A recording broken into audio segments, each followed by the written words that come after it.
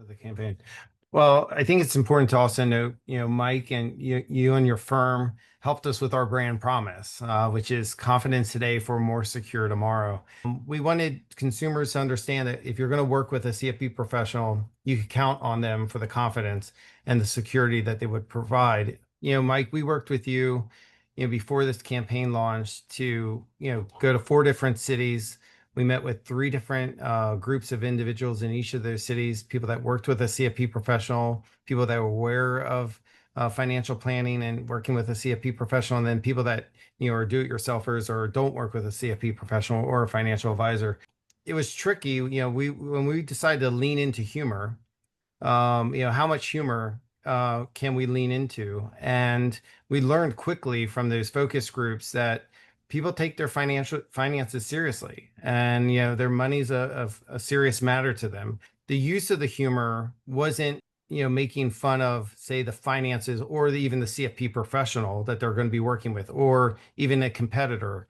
It was really about how do you make light of a situation after, especially during a time when we were just coming out of a pandemic. And then does that humor still hold true today? When we just did another round of, new commercials, we did the same thing with, Heart and Minds. We traveled the country, went to 4 different cities, met with, focus groups, 3 different ones in each of those cities.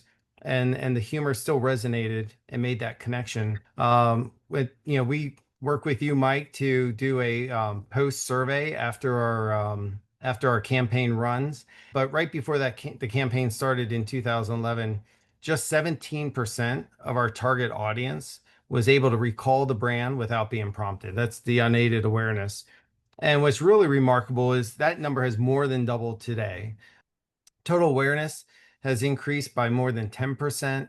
But what's really remarkable is preference. We want people not only to know the brand, but actually to move down that marketing funnel and actually hire a CFP professional. So we want them to have a preference for a CFP professional as well as an intent to use. So you've seen those numbers with preference quadrupled, and even the intent to use a CFP professional has tripled since 2011. So listening to the consumer and making that emotional connection, we want to make sure that consumers feel that confidence in working with a CFP professional. Our CFP, professionals, they commit to working in their clients' best interests, and our commercials say that.